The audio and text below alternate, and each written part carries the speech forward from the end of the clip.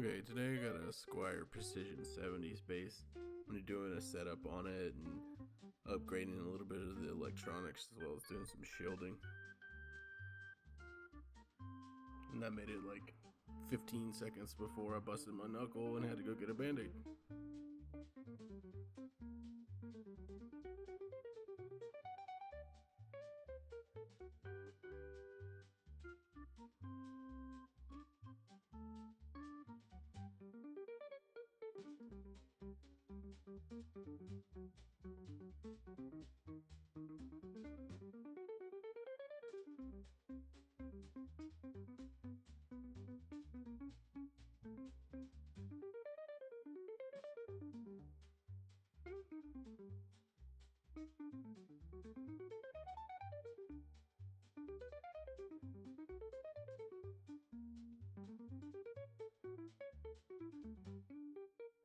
This is just a single coil passive bass, so I'm going to be using the shielding tape here to get rid of some of that hum, because I'm going to be using it for a little bit of distorted, maybe like ska punk type stuff.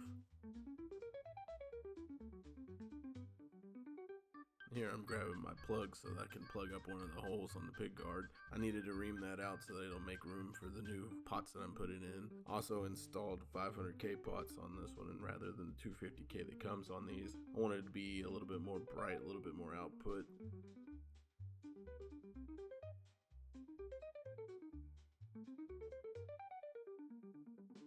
Then after I lay the tape down, I like to use the small end of a screwdriver to kind of drive that down into the corners and everything, make sure it's good and adhered. You can see me using the X-Acto blade just to cut that down on the sides. I like to do that, make sure it doesn't stick out the top.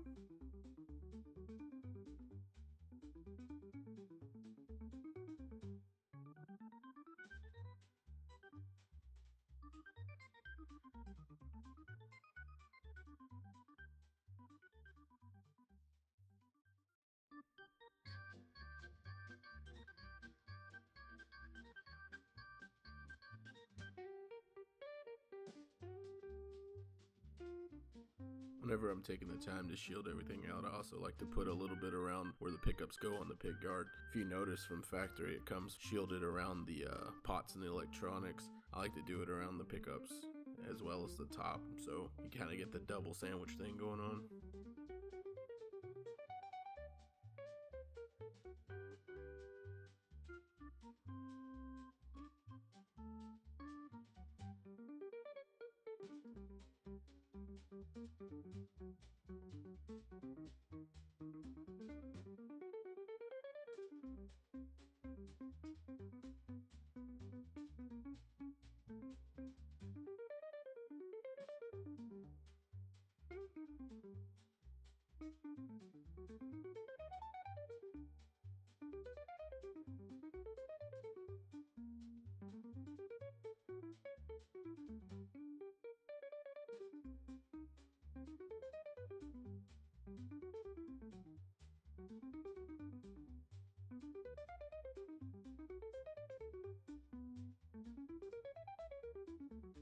About this time, I'm ready to get everything put back together. Good rule of thumb here is mark your holes while you're actually shielding it so you don't have to fumble around a little like I did. Though with the time lapse, it makes it look like I didn't mess up as bad as I did.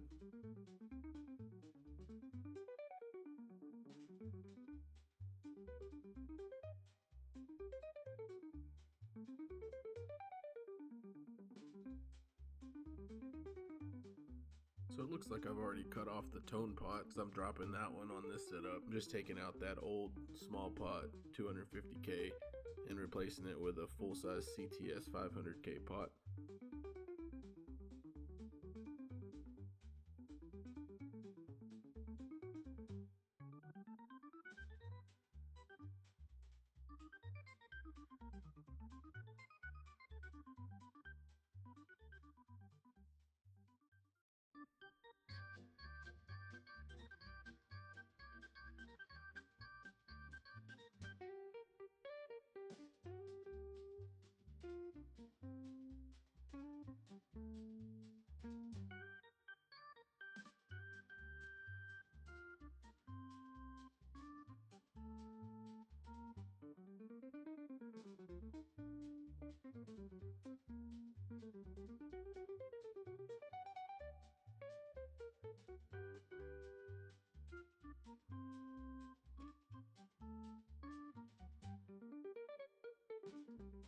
And of course, it wouldn't be me repairing things if I wouldn't have lost something or didn't have the part I need. So I'm digging for some washers and a nut so I can space the pot up so the knob will sit flush with the pick guard.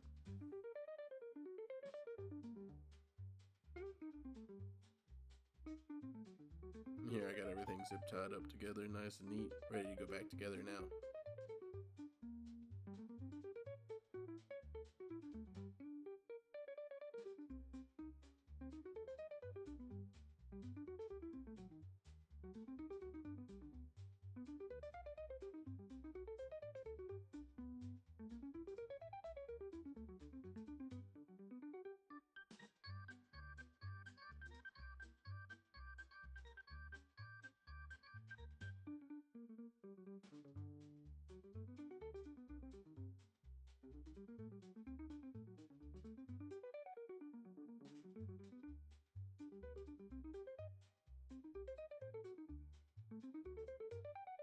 I'm actually rounding out the corners on this nut. It was a little sharp. Also, too, the A slot was a little narrow, so I had to deepen and widen that a little bit. It kept popping out. I'm gonna have to install a second string tree because it does rattle a little bit after I finished everything. So now I'm using Music Nomad Freen to polish these frets up with my Dremel.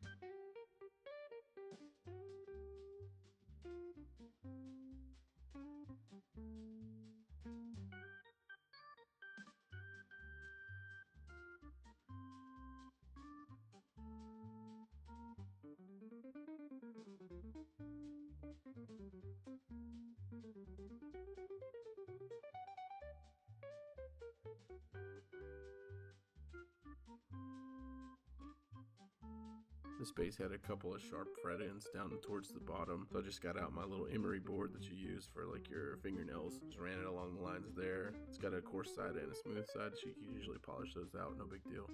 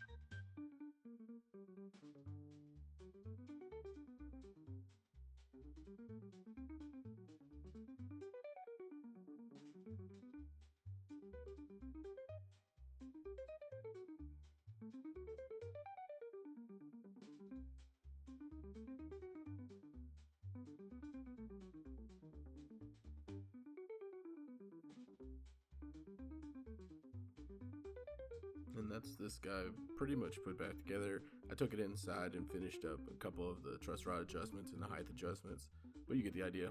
Thanks for watching.